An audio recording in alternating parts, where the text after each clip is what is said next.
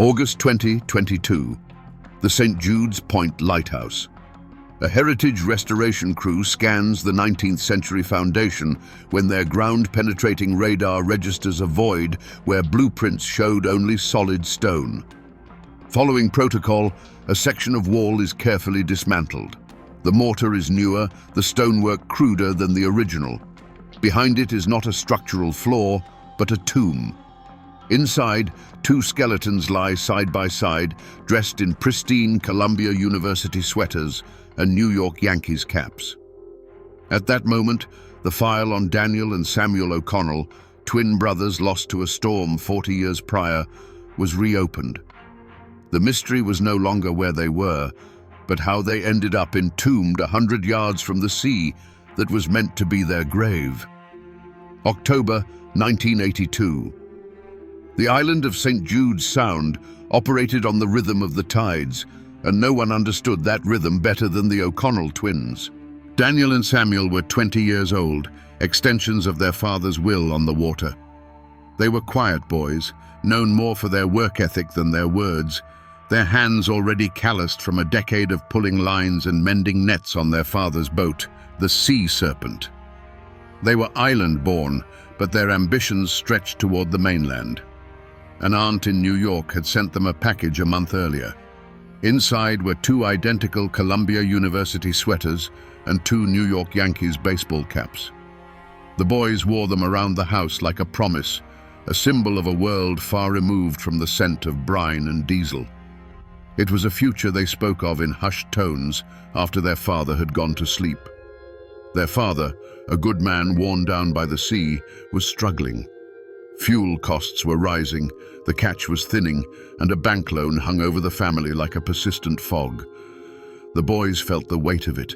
They took on extra shifts, worked longer hours, pushing the Sea Serpent harder than ever before, determined to pull the family out of the red. They were good sons. The morning they disappeared was unremarkable. The sky was a clear, sharp blue. They told their father they were making a quick run to check a string of crab pots near the lighthouse before a predicted squall was due in the late afternoon. It was a routine task, a journey they could have made with their eyes closed. Their father watched the boat pull away from the dock, two familiar figures at the helm, shrinking into the vastness of the strait. He expected them back by 4. By 5, the sky had turned a bruised purple and the wind began to howl. By 6, the radio was silent. Not static, not a failed signal, just silence. The kind of absolute, profound silence that every fishing family on St. Jude's Sound had learned to dread. The Sea Serpent did not return to the harbor that night, or the night after. Detective Isabella Rossi of the Washington State Patrol's Cold Case Unit arrived on St. Jude's Sound 48 hours after the initial discovery. The crime scene was unlike any in her 15-year career. It was not a damp cellar or a shallow grave in the woods, but a dry, meticulously sealed crypt within the very bedrock of the island, preserved from the elements for 4 decades. Her team worked under the cold, silent gaze of the lighthouse lens above. The remains were almost perfectly preserved by the cool, dry, and stable environment. The official cause of death for the O'Connell twins was drowning. Yet here they were, their bones showing no signs of predation by marine life, their clothes untouched by salt water. The forensic anthropologist's initial report was brief and absolute. These bodies had never been in the ocean. The clothing was the first major discrepancy: wool sweaters and baseball caps. Not the oilskins and rubber boots of commercial fishermen preparing to work pots in the Strait of Juan de Fuca. A check of family statements from 1982 was definitive. No one on the island had ever seen the boys wear such things. It wasn't just clothing. It was a costume, a narrative carefully placed on the victims. The county medical examiner's preliminary report arrived via secure email. Cause of death was inconclusive pending toxicology. There were no fractures, no signs of blunt force trauma, no evidence of drowning. The hyoid bones in their necks were intact, ruling out strangulation. Something else had stopped their hearts. Between the two bodies, forensic technicians carefully lifted a small, waterproof metal box, the kind used to store marine flares. It was heavy for its size. Inside, nestled in desiccated foam, was a single tightly wound reel of 8mm film. Not a wallet, not a final letter, a recording. Rossi's preliminary notes were a list of questions, each more unsettling than the last. Why were two fishermen dressed as mainland university students? If the sea didn't kill them, what did? And who administered it? And most importantly, who possessed the skill, the materials, and the sheer audacity to convert a federal landmark into a private mausoleum? The mortar used to seal the alcove was a custom mix containing aggregate not native to the island. This wasn't a panicked burial. This was a statement, a meticulously engineered disappearance. The killers hadn't just disposed of two bodies, they had erased two lives and rewritten their ending as a maritime accident. The storm of 1982 hadn't been the killer, it had been the alibi. Detective Rossi's team requested the original 1982 case file from the county archives. What they received was not a box, but a single slender manila folder. The investigation into the disappearance of Daniel and Samuel O'Connell had been opened and closed in less than 72 hours. The official report was a masterclass in tragic assumption, its conclusion written before the first page was typed. The search had been conducted by the United States Coast Guard. They found the sea serpent 3 days after the storm, capsized and adrift 5 miles south of its presumed location. There were no signs of a collision or foul play. The hull was intact. To the authorities of the time, this was an open and shut case. The squall had been sudden and violent. Two young, perhaps overconfident fishermen had been caught unawares. The sea had simply taken them. The recovery of the boat was seen as the final grim period on a tragic sentence. The key witness statement in the file was provided by Silas Blackwood, the keeper of the St. Jude's Point Lighthouse.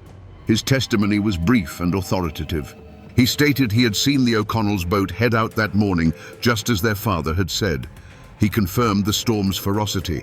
He reported seeing nothing unusual until the boat simply failed to return.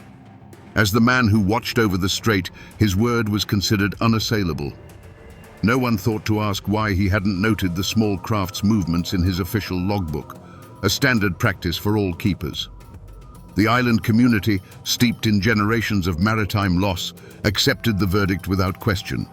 It was a familiar, painful narrative. Dr. Alistair Finch, the island's sole physician, was noted in the file as having provided comfort to the grieving father and formally recommended the boys be declared dead in absentia. He was the voice of medical authority, and he helped frame the event as a natural, albeit terrible, accident. Reading the thin report in the harsh light of the 21st century, Rossi saw not incompetence but a deliberate lack of curiosity. Key questions were never asked. Why had the boat's emergency beacon not been activated? Why was the life raft still secured to the hull? Why were the strings of crab pots the boys were supposed to be checking later found to be untouched, their buoys bobbing placidly in the water? The silence 40 years ago had not been an oversight. It had been a consensus. The island, led by the calm, authoritative voices of its keeper and its doctor, chose to believe a story of a cruel sea over the possibility of a cruel man. It was a collective decision that turned a murder scene into a memorial, allowing the truth to remain entombed in stone, guarded by the silent sweeping beam of the lighthouse. Detective Rossi's team began the painstaking process of interviewing the island's remaining residents who had been adults in 1982. They were met with a wall of faded memory and ingrained folklore. The story of the O'Connell boys had been told so many times as a tragic accident that it had hardened into fact. Most conversations were a litany of "I don't recalls" and "the sea can be cruel." But one name consistently emerged, spoken with a mixture of respect and a caution that had not faded over 40 years. Silas Blackwood. He was remembered as a solemn, watchful presence. a man who did his job perfectly and demanded nothing from the community but to be left alone. An elderly fisherman named Elias Vance, his hands gnarled like ancient driftwood, recalled something from that night. He'd been securing his own boat against the coming storm.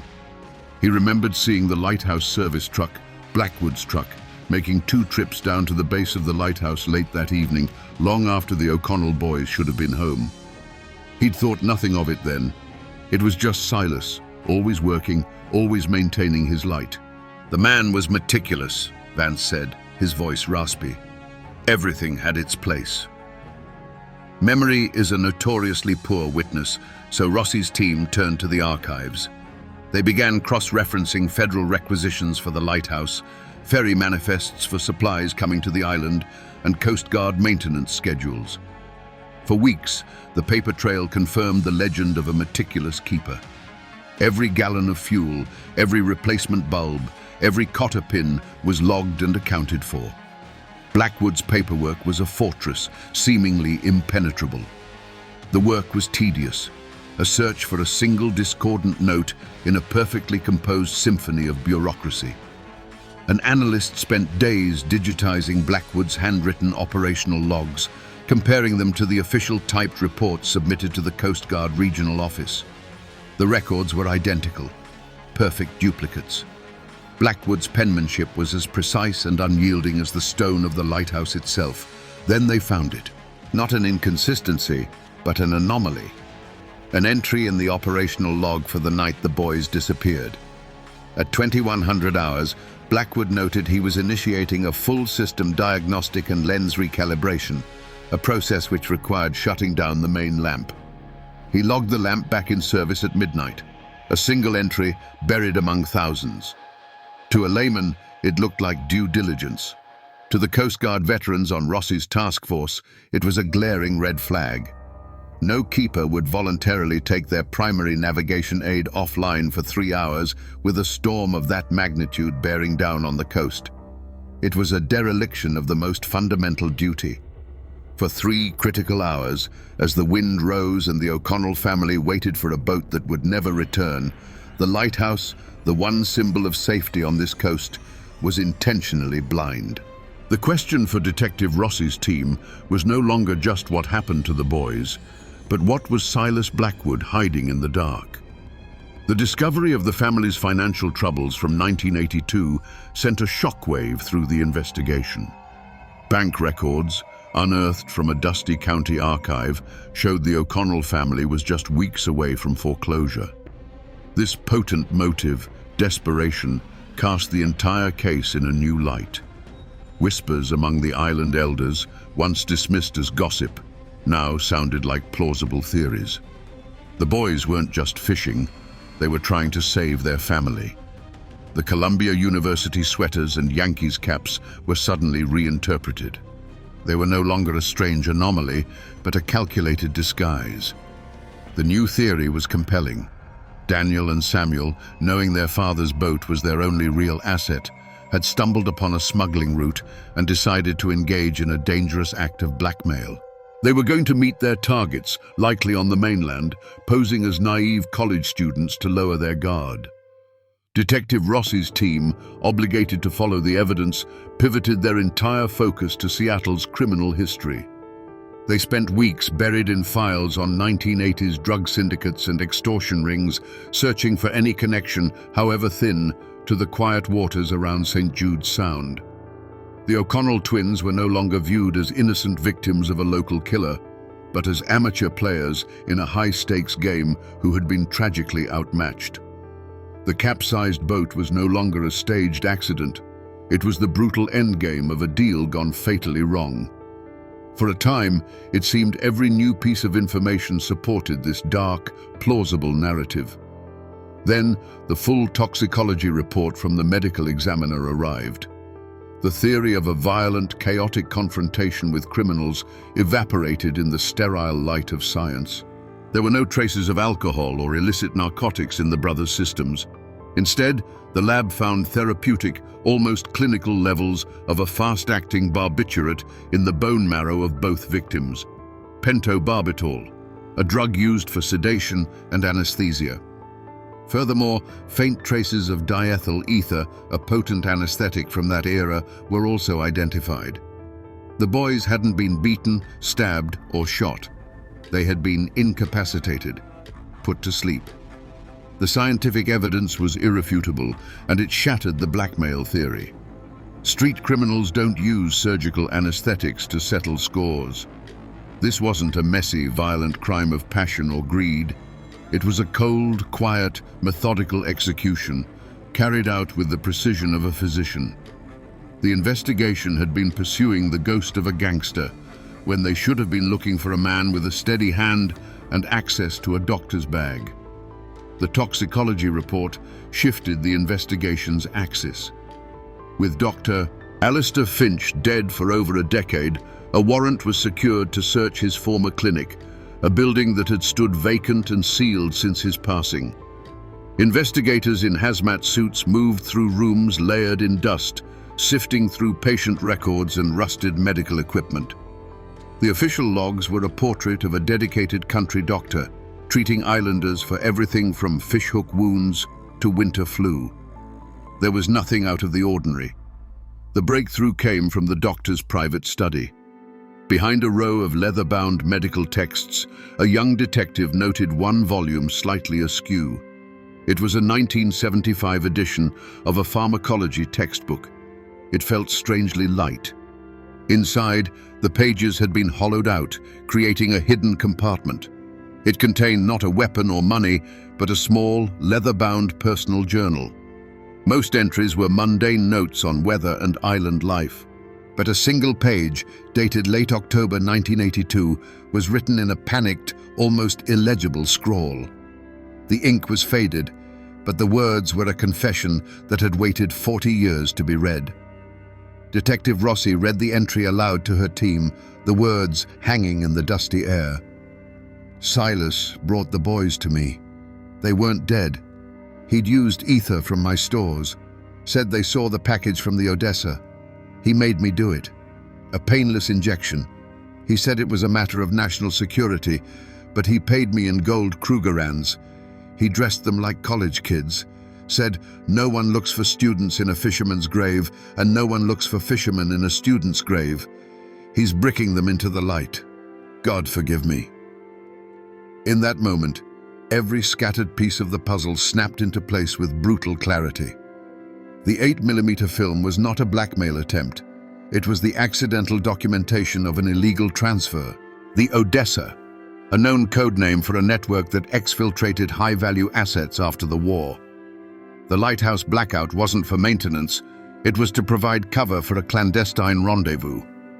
The university sweaters were not a disguise, but a deliberate post-mortem deception, a piece of psychological warfare against any future investigation. The ether, the barbiturates, the lack of trauma, all explained by the direct involvement of the island's doctor. The motive wasn't money or passion, it was fear. The absolute cold-blooded fear of exposure. The O'Connell twins had not stumbled into a local crime. They had sailed into a ghost operation from a global conflict. And for Silas Blackwood, the keeper of secrets, the only acceptable outcome was to ensure they, and the truth they carried, were permanently sealed in silence. Based on Finch's journal, the film, and the forensic evidence, a clear and chilling timeline emerged. On that clear October morning, Daniel and Samuel O'Connell took the Sea Serpent out, their 8mm camera on board. Perhaps they intended to film the eagles that nested near the lighthouse, or perhaps they simply felt the impulse to capture the stark beauty of their home. As they neared the coast, they saw something that did not belong. A large yacht, running without lights, moving toward a secluded cove under the shadow of the lighthouse. Their curiosity, the natural instinct of two young men who knew every vessel in these waters, turned to suspicion. Daniel raised the camera. Through the lens, they documented the impossible. Figures moving from the yacht to a smaller boat, one of whom was a face from history books, a notorious war criminal long presumed dead. Then, a final, shaky zoom. On the lighthouse balcony stood Silas Blackwood, binoculars to his eyes, watching not the sea, but the exchange. He lowered the glasses, and his gaze met theirs across the water. In that instant, the O'Connell twins ceased to be fishermen. They became witnesses. Blackwood acted with the detached efficiency of a soldier.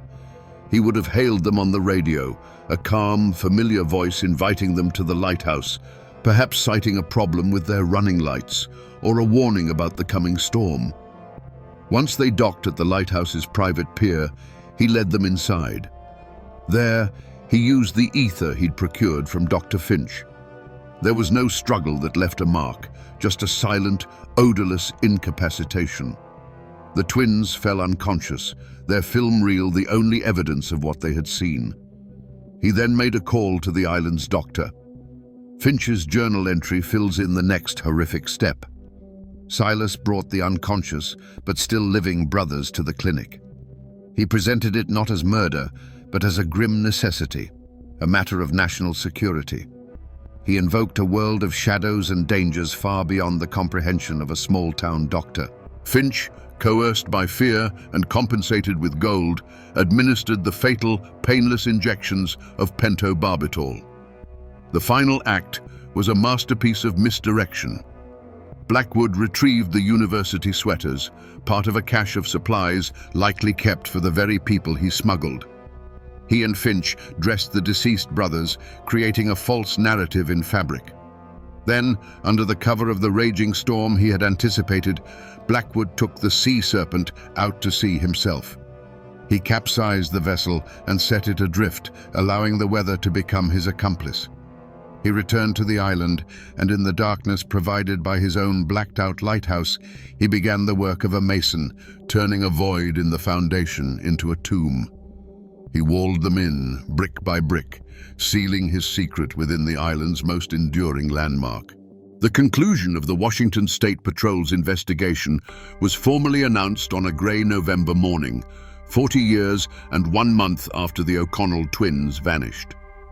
The press conference was held on the St. Jude's Sound ferry dock, the mainland reporters a stark contrast to the weathered faces of the island residents.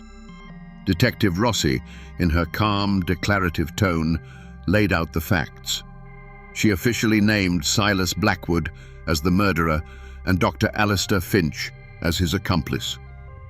With both men deceased, Blackwood of a heart attack in 1999, Finch of natural causes in 2011, there would be no trial. The legal chapter of the case was closed before it could be opened. Justice, in the form of a courtroom verdict and a prison sentence, was impossible. The perpetrators had escaped the judgment of the law, if not of history. The reaction on the island was one of stunned disbelief, followed by a quiet, somber acceptance. The image of Silas Blackwood, the stoic, heroic keeper of the light, was shattered. He was recast as a monster hiding in plain sight. Dr. Finch, the gentle physician who had delivered babies and tended to the dying for over a generation, was now seen as a man who had betrayed his most sacred oath. The two men who had been pillars of the community were revealed to have been the architects of its darkest secret. For the distant relatives of the O'Connell family, the news was a source of profound and painful closure. The truth did not bring the boys back, but it reclaimed their story. They were not reckless youths lost to the sea, but brave young men who were silenced for accidentally witnessing a great evil. Their names were cleared of any shadow of wrongdoing. The State Attorney General, in his final statement, acknowledged the limits of the law. "Legal justice has been preempted by time," he stated, his voice flat. "But factual justice has been served. The truth of what happened to Daniel and Samuel O'Connell is no longer buried in stone. It is now part of the public record for all time." The wounds inflicted on the community and the family could not be healed by a press release, but the poison of the 40-year-old lie had finally been drawn out. Today, the St. Jude's Point Lighthouse still stands, its white tower stark against the grey Pacific sky. It is now a protected historical site, but tourists who make the ferry journey here come for more than just the view. They come to see the new bronze plaque affixed to the foundation, its cool machine-etched letters detailing the true fate of Daniel and Samuel O'Connell. They come to stand before a crime scene that is also a grave. The 8mm film, the catalyst for this entire discovery, has been handed over to federal authorities. Its contents are now classified, locked away in a climate-controlled vault, its secrets deemed too sensitive for public record. The small truth of 2 murdered boys has been acknowledged, but the larger truth of the network they exposed has been reburied under a new layer of official silence. The Odessa file remains sealed. The story forever changed St. Jude's Sound. It taught the small, isolated community a brutal lesson, that no place is an island, entire of itself. The great dark currents of history, the echoes of distant wars and forgotten evils, can find their way to even the quietest shores. They learned that the most terrifying monsters are not those that come from the sea, but those who live among you, who smile and nod and keep the light burning. The great lens turns, night after night, a machine indifferent to the human tragedy sealed in its foundation. For decades, it was a symbol of guidance and safety. Now, it is a monument to a 40-year deception. It throws its light on the water, a cold mechanical gesture that no longer offers comfort. It illuminates a tombstone. And the silence it guards is no longer the peace of a remote island, but the heavy, ringing quiet of a story that has finally been told.